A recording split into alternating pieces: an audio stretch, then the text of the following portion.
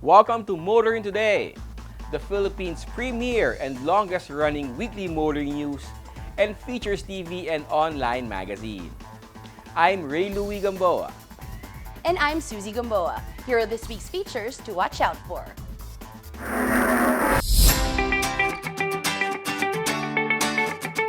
On Motoring Forum, we shall discuss the expansion of the LRT1 Baclaran Depot. Our road safety reminder in the Young Street Smarts portion centers on the proper way of joining traffic in a rotunda or roundabout. This week's Spying Chapel shall be about the no smoking policy in POVs. Showcase this week shall have the mid-size SUV from GAC, the GS8 320T GL.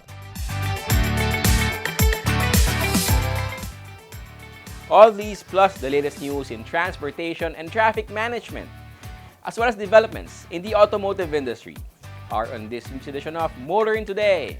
Join us.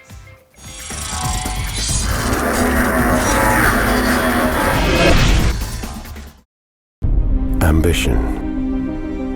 It's not a destination, nor a finish line. It's what you keep racing towards. To push. To the extremes. To race. Race. Race. That's when you find the limit. That's our ambition, so you too can race yours.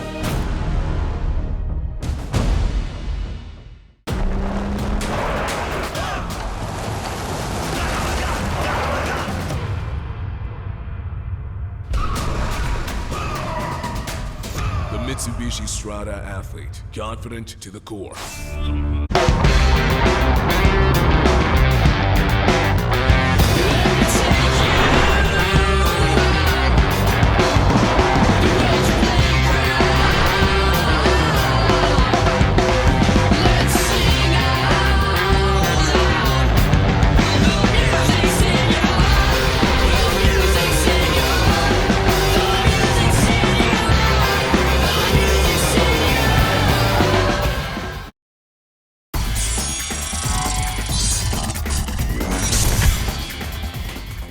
Welcome back to Motoring Today. Here now are the latest news and developments in the country's transportation and traffic management.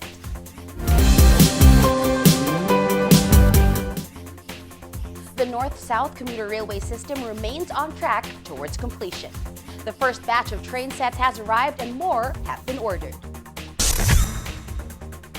The DOTR and the PNR formally unveiled the first of the 13 8-car train sets ordered from the Japan Transport Engineering Company and Sumitomo Corporation for the North-South Commuter Railway, or NSCR system. On the same day of the unveiling, the DOTR signed new contracts for 38 more 8-car train sets, or 304 train cars. Also for the NSR system that will see a commuter train service from Mabalacat in Pampanga to Calamba in Laguna. The NSCR will see a 147-kilometer railway line that will span over 28 cities and municipalities within 3 regions of Central Luzon, the National Capital Region and the Calabarzon, with 35 stations in between. The 8-car train set to be used in the NSCR measures 160 meters in length and can accommodate 2,228 passengers while able to run at an operational speed of 120 kilometers per hour. When fully completed, the NSCR is expected to serve more than 1 million passengers daily, cutting travel time between cities and provinces by more than half. Meanwhile, construction of the 3 phases of the NSCR system is helping create around 50,000 direct jobs and 110,000 indirect jobs. When the mega railway system is completed and operational, it will create 8,000 more jobs. The NSCR is a major project that many see as truly benefiting the people, helping provide safe, efficient, and affordable travel and transport of goods, and boosting the local and regional economies.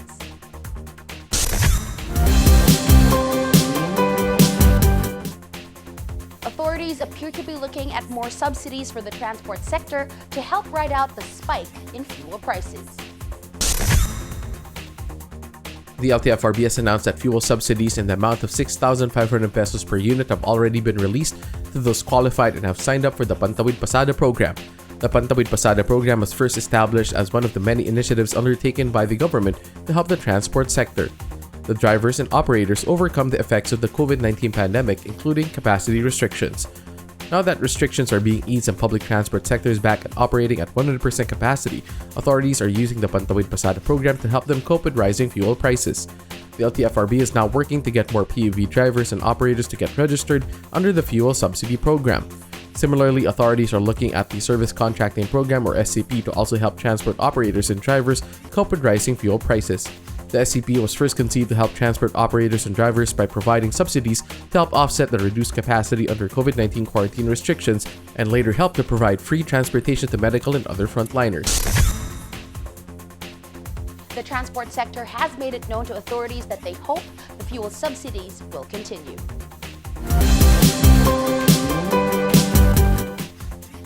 Even in the face of rising fuel prices, transport authorities are not about to authorize a fare increase.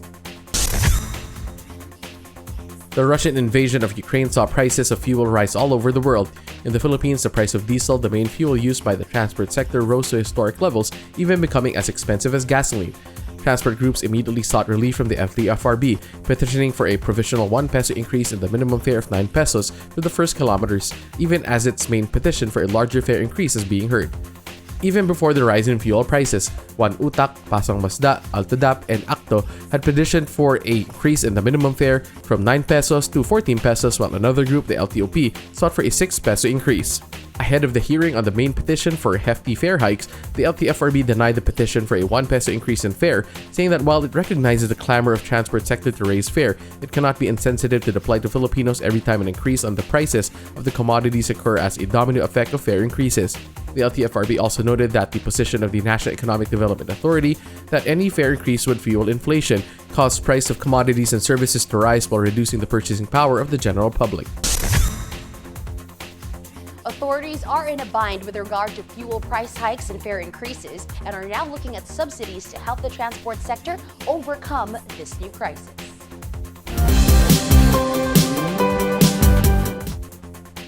The city of Lipa in Batangas now hosts one of the best LTO district offices around. LTO Chief Edgar Galvante led the inauguration of the new LTO district office in Lipa, Batangas, with Senate President pro tempore Ralph Recto as guest of honor. The new district office, housed in a 3-story building, features centralized air conditioning, an organized record station, digitized system for processing applications and licenses, spacious waiting areas, large examination room, as well as an extensive test driving area. The new Lipa LTO district office can process 600 to 800 clients daily and fulfills the mandate of the Transport Secretary Artogade to bring the LTO services closer to the people.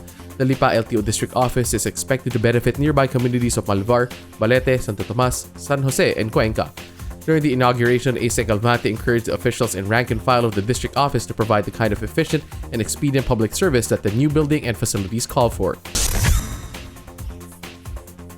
The LTO is one of those government agencies that everybody has to deal with at one time or another. There's no escaping the LTO if one wants to own or drive a car in the future. So, all of us want to see an efficient, expedient, and fixer-free LTO. Perhaps a new building with modern and complete facilities will see LTO Lipa District Office offer that kind of ideal public service.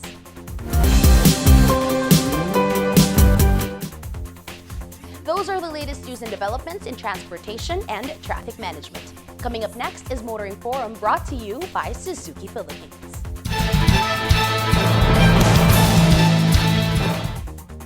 The country's first light rail transit provider continues to be among leaders in the modernization of local railway services. Motoring Forum tackles the significance of the developments in the LRT1 Baclaran Depot extension. Construction work on the physical structures for the LRT1 Baclaran Depot expansion project is now complete. To mark the achievement, an inauguration ceremony for the expanded depot was held by the Transportation Department and the Light Rail Transit Authority and attended by representatives from the Embassy of Japan, Japan International Cooperation Agency or JICA, and Pasay City local government. The expansion project was funded through an official development assistance from JICA. The expansion added 4.2 hectares to the 6.4 hectare Baclaran Depot of the LRT-1 for more rail tracks and maintenance facilities for train sets. With the civil works for added portions of the Baclaran Depot complete, attention is now focused on the installation of the electromechanical and rail systems, which include traction power supply, overhead catenary systems, and railroad tracks. The expansion of the Baclaran Depot is meant to complement the LRT-1 Cavite Extension project, as well as plans to upgrade and further modernize the LRT-1 fleet of trains in operations. According to Light Rail Manila Corporation or LRMC President and CEO Juan Alfonso, the expanded LRT-1 Baclaran Depot will add 21 stabling and maintenance tracks to the existing 45, increasing the depot's stabling capacity from 130 to 182 light rail vehicles or LRVs. The expansion will also help facilitate the movement of trains, providing more space for ingress and egress of trains at the depot, allowing for faster turnaround of train sets. The depot will be able to accommodate the aging Generations 1, 2, and 3 LRVs, as well as the Generation 4B acquired for the LRT-1 Cavite Extension project, as well as for the present LRT-1 service. Already, 20 new Gen 4 train sets out of the 30 ordered have already arrived in the Philippines. The LRMC reports that the recently completed upgrading to the new LRT-1 signaling system will facilitate the testing, commissioning, and operation for revenue service of the 4th generation train sets. The Gen 4 train sets are targeted to be deployed into service at the LRT-1 by the middle of 2022, after completing the necessary safety checks, inspections, test runs with minimum kilometers, and acceptance tests, which are also planned to be used for the LRT-1 Cavite Extension service to Bacoor, which as of January this year was 69% complete.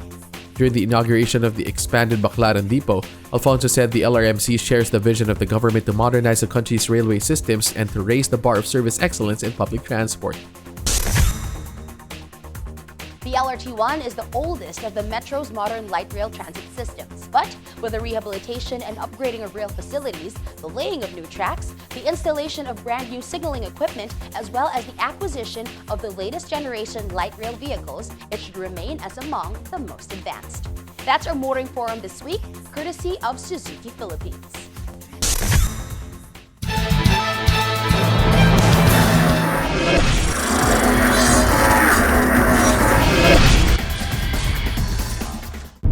Ambition.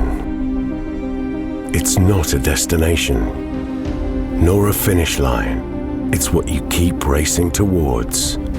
To push. To the extremes. To race. Race. Race. That's when you find the limit. That's our ambition. So you too can race yours.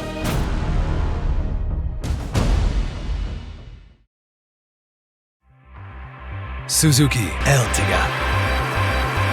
Life is beating fast. Find what you're waiting for.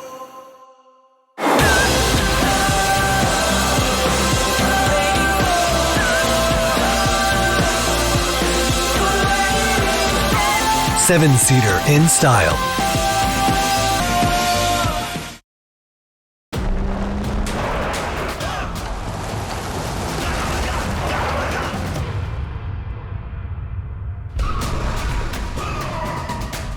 The Mitsubishi Strada Athlete, confident to the core.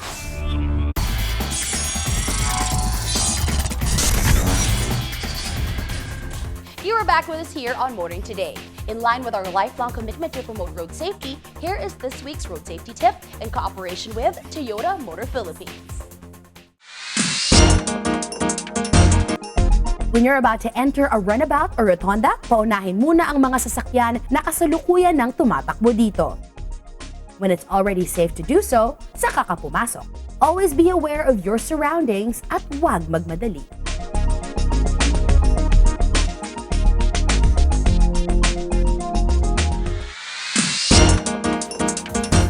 Continuing with this week's edition of Motoring Today, let's now focus on proper driver's demeanor, especially for those driving PUVs. Here's Payong Chuper this week.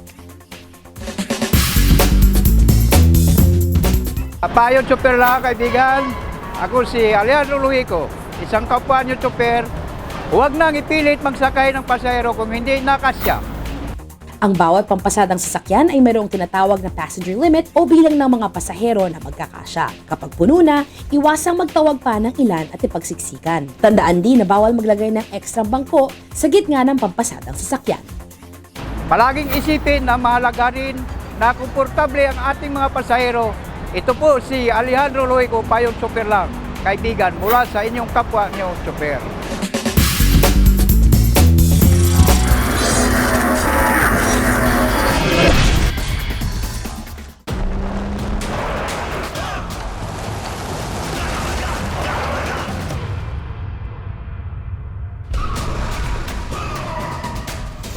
Mitsubishi Strada athlete, confident to the core. Ambition. It's not a destination, nor a finish line. It's what you keep racing towards.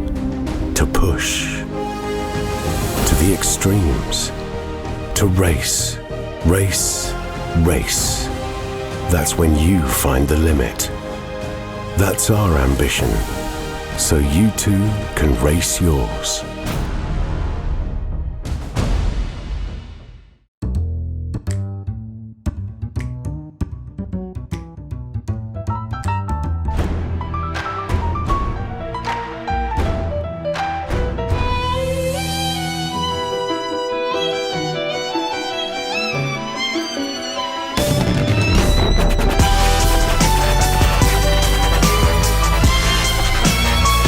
The Mitsubishi Montero Sport, mastery in motion. Drive your ambition. Mitsubishi Motors.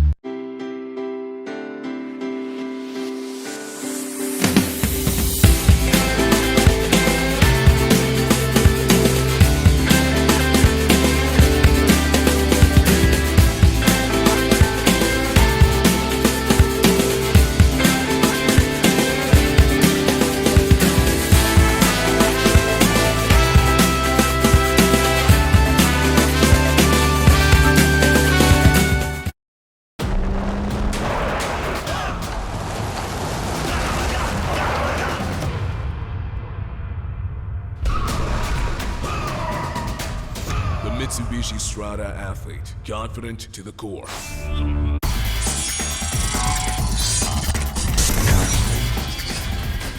Welcome back to Motoring Today. The auto industry now takes center stage.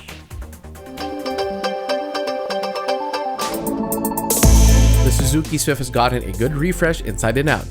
Inside Suzuki's hot hatch is a larger 8-inch touchscreen display for the infotainment system, which now comes with Apple CarPlay and Android Auto. Suzuki has also added a reverse sensor in camera for easier and safer parking. The Swift also looks a lot sportier with a refreshed front bumper and grille with studded net patterns.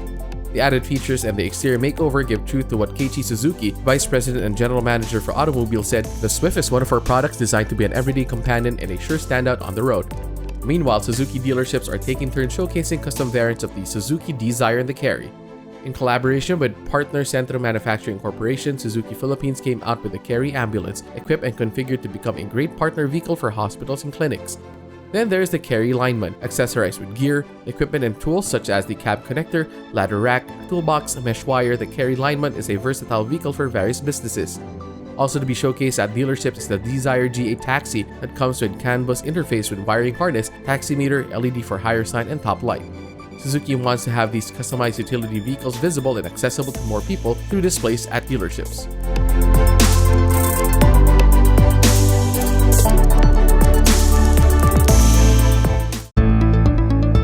Toyota Motor Philippines has reached 2 more milestones, passing the 2 million sales mark since starting operations in 1988 and attaining its 20th consecutive Triple Crown by ruling passenger car, commercial vehicle, and overall sales in 2021.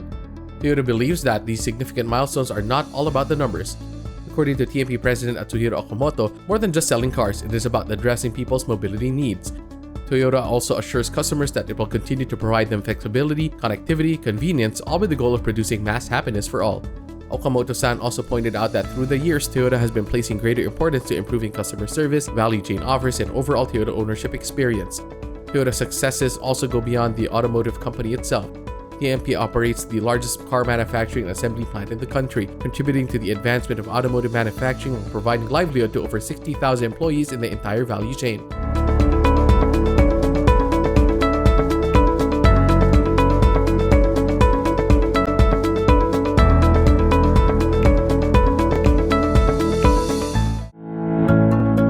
Mitsubishi Motor Philippines announced that it is extending its all-in down payment deals for select models until the end of March. The deals will be made available until the end of March at authorized Mitsubishi dealerships nationwide.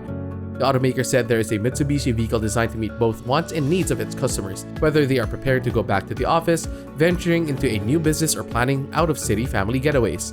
The deals, based on a 20% down payment with 60 months amortization, are subject to bank approval, Mitsubishi said. These include 28,000 pesos all-in down payment for the Mirage GLX CVT, 68,000 pesos for the L300 with FB body and dual AC, 78,000 pesos for the Expander Cross AT, 88,000 pesos for the Strada Athlete two-wheel drive AT, and 168,000 pesos for the Montero GLS two-wheel drive AT.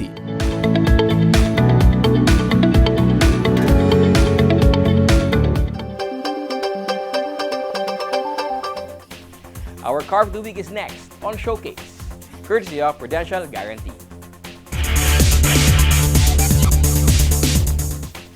More and more Chinese brands are challenging established marks in the Philippine vehicle market. This is true even in the mid-size SUV segment. Showcase takes a look at one of these Chinese challengers, the GAC GS8 320T GL.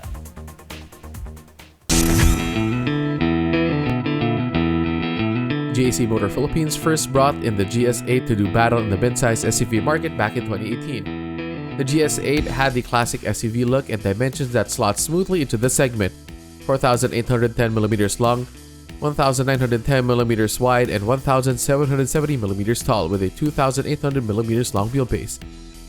Heading into 2022, GAC Motor rolled out a refreshed model of its flagship SUV with bad intentions.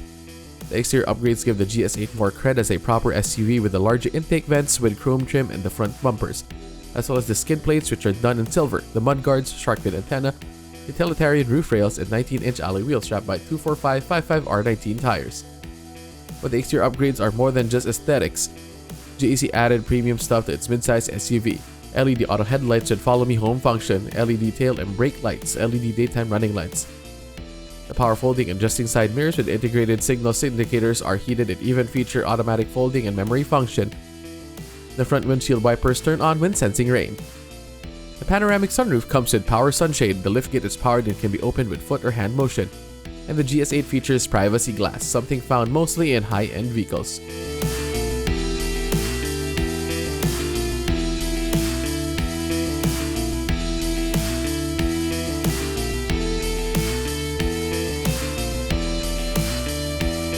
Interior upgrades also mean business, that is to get more business for GAC Motor in the SUV segment.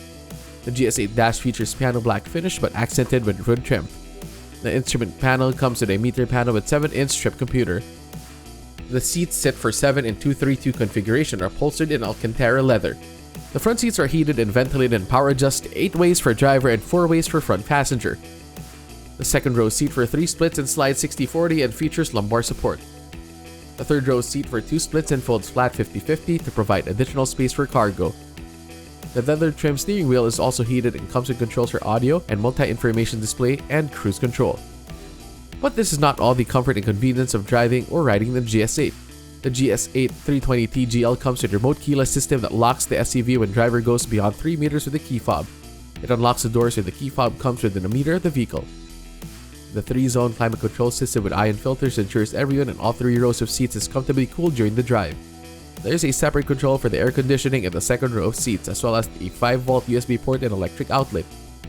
Other comfort and convenience features include central door locks, center armrest with 220-volt power outlet, 1 touch up and down power windows, front map and rear reading lamps, 10 bottle and cup holders, 12-volt power outlet and luggage compartment, ambient lighting.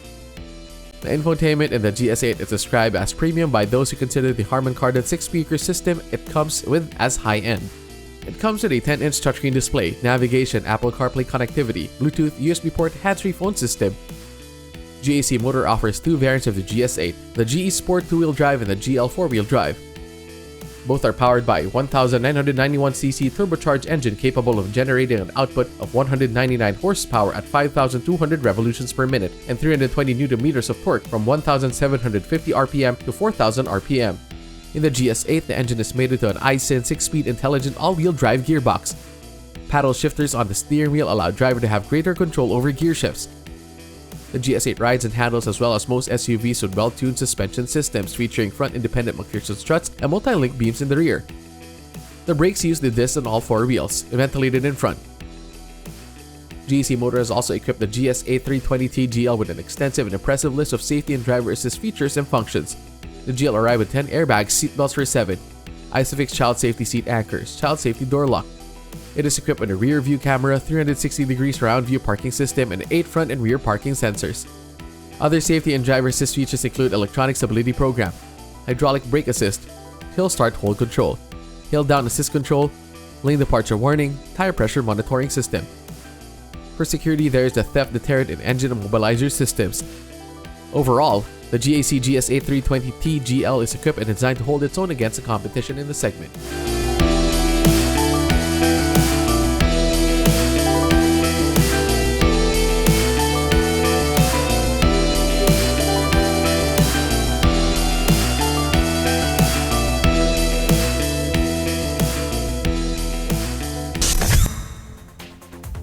Among local car distributors of Chinese vehicles, GAC Motor Philippines is perhaps the most forthright about the origins of its vehicles and is quite confident of their design, build, quality, and reliability. That's our featured vehicle on this week's showcase, courtesy of Prudential Guarantee.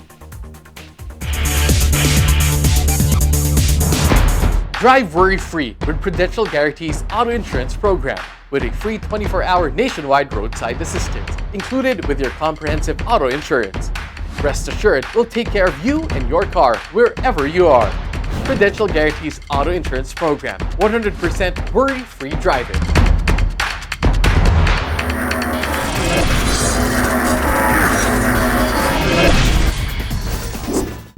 Ambition. It's not a destination, nor a finish line. It's what you keep racing towards, to push, to the extremes, to race, race, race. That's when you find the limit. That's our ambition, so you too can race yours.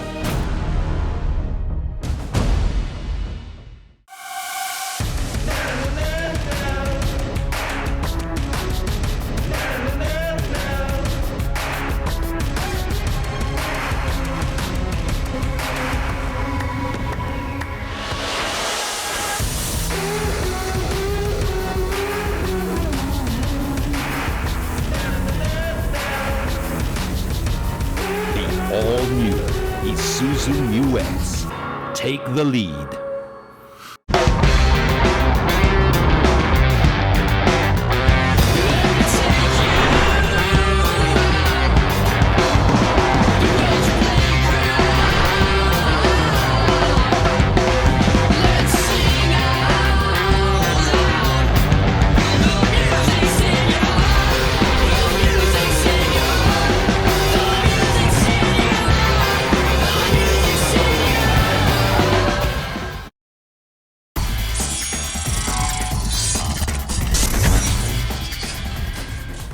We now have our segment that dwells on the wide array of motoring problems, not only in the metro, but all over the country as well.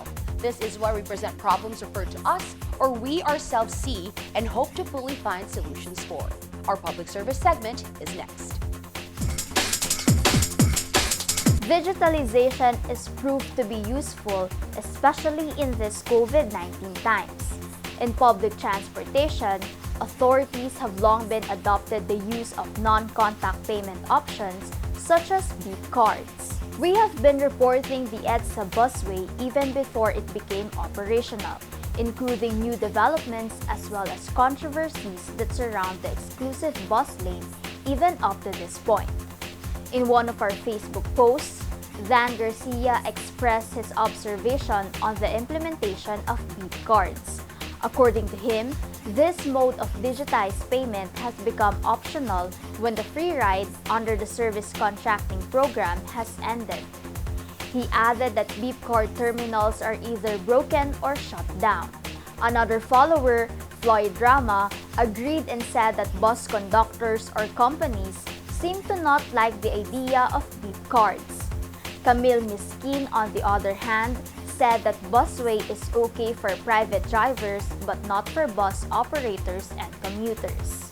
Now that we are in the new normal, it is only fitting for services to be more convenient, safe, and comfortable for its consumers, including public transportation.